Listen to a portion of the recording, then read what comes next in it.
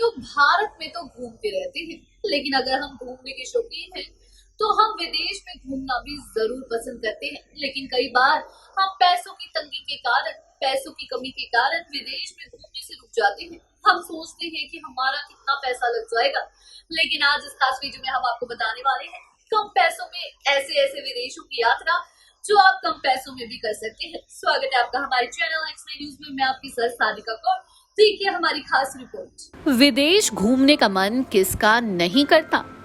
हर व्यक्ति चाहता है कि जीवन में एक बार वो सरहद पार किसी दूसरी दुनिया को देखे।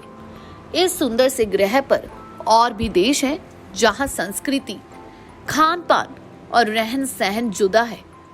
वो उसका दीदार करें। दूसरे शहरों के इतिहास, जी हाँ, इतिहास की निशानियों और कुदरत के दिए हुए अद्भुत नजारों का एक बार दीदार कर सके। लेकिन विदेश घूमने में सबसे बड़ी दिक्कत आती है पैसे की।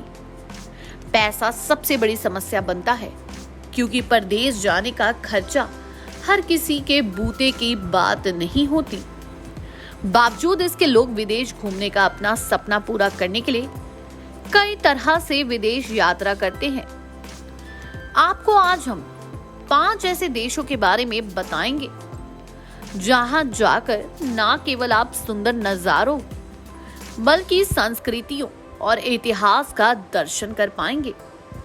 बल्कि ये यात्रा आपके लिए जेब पर भी भारी नहीं पड़ेगी। आइए जानते हैं ऐसे वो 5 देशों के बारे में जहां आप बेहद ही सस्ते में घूम सकते हैं और जहां पर जाने पर आपका ज्यादा खर्चा भी नहीं आएगा। अगर आप फैमिली के साथ जाना चाहते हैं तो आप पूरी फैमिली को घुमा सकते हैं। अगर आप अपने लवर के साथ जाना चाहते हैं तो आप उनको भी घुमा सकते हैं। कम बजट में आप विदेश देख सकते हैं। पहले बात करते हैं भूटान की। भारत का पड़ोस, जी हाँ, और एक तरफ से सटा हुआ देश। दुनिया के नक्शे पर भले ही आर्थिक रूप से कमजोर हो और अभावग्रस्त देश हो, लेकिन इसका भूगोल मानो प्रकृति ने इसे उपहार में दिया है। इस देश की सुंदरता का नजारा आप यहाँ जाकर ही कर सकते हैं। पूरी तरह से पर्यावरण और प्रकृति की गोद में बसा ये देश विश्व के सबसे सुंदर टूरिस्ट जगहों में से एक है। बता दें, यहाँ की संस्कृति इस तरह से रची बसी है कि देश की इकोनॉमी का बड़ा हिस्सा भी इसी से आता है। भारत से भूटान जाने वाले आप कलकत्ता से सीधी उड़ान ले सकते हैं। यहाँ एकमात्र एयरपोर्ट है पारो। कलकत्ता से भूटान के लिए यहाँ से आपको कई उड़ान मिल जाएंगी। वहीं आपको बता दें कि भूटान की करेंसी है भूटानिस। भारतीय रुपए में इसकी तुलना करें तो 1 रुपए की वैल्यू लगभग 1.5 रुपए पड़ेगी। यानी कि जब आप 1 रुपए खर्च करेंगे तो भूटानी करेंसी में ये आधा रुपए बढ़ जाएगा। इस तरह होटल में रुकने के खर्च के लिए खाने पीने से लेकर आपको सब कुछ सस्ता ही पड़ेगा। अनुमान लगाएं तो आपको यहाँ ठहरने के लिए कम से कम 1000 रुपए और अधिकतम 2000 रुपए ही खर्च करने पड़ सकते हैं। वहीं बात करें श्रीलंका की। श्रीलंका भी एक तरह से भारत से सटा हुआ है। देश के दक्षिणी हिस्से से ये करीब है, जबकि तमिलनाडु से तो ये और नजदीक है। जिसके अलावा भारत से श्रीलंका महज 3 घंटे में जा सकते हैं। यही नहीं, कोची से कोलंबो यहाँ तक डायरेक्ट फ्लाइट, वहीं एक वीकली ट्रेन भी चेन्नई से श्रीलंका जाती है। ये खूबसूरत आइलैंड है। टूरिस्ट के लिहाज से श्रीलंका पूरी दुनिया की फेवरेट लिस्ट में है। यहाँ घूमने के लिए एक नहीं कई डेस्टिनेशंस हैं। वहीं आपको बता दें कि कोलंबो प्रमुख पर्यटन स्थल है, जबकि इसके अलावा कैंडी, मटारा, कतरगाम, किरिंडा, सब्रागामुआ, पांडुवसुरा, दम्बाडिनिया, यापाहुपा, कुरुनेगला जैसी जगहें आपको बहुत ज्यादा आकर्षित करेंगी। श्रीलंका का संबंध भारत से सांस्कृतिक और पारंपरिक रूप से भी है। ऐसे में रामायण कनेक्शन भी एक ऐसी जगह है जहां हर भारतीय जाना पसंद करेगा। इसके अलावा Kandy hill station, green path, overview, 8वां आश्चर्य सिगरिया, श्रीलंका की वर्ल्ड फेमस चाय है दिलमहा। जहां तक रुपए की बात करें तो इस समय भारतीय 100 रुपए की श्रीलंकाई वैल्यू 250 रुपए के आसपास बैठती है, तो आप समझ सकते हैं कि वहां खाना पीना और ठहरना बहुत सस्ता होगा। विदेश घूमने की लिस्ट में आप श्रीलंका को भी शामिल कर सकते हैं। वहीं बात करें नेपाल की, भारत और नेपाल के बीच की दूरियां ना के बराबर है। सांस्कृतिक रूप से भारत के बेहद करीब पहाड़ी देश नेपाल के साथ भारत के बेहद पुराने और सांस्कृतिक संबंध रहे हैं।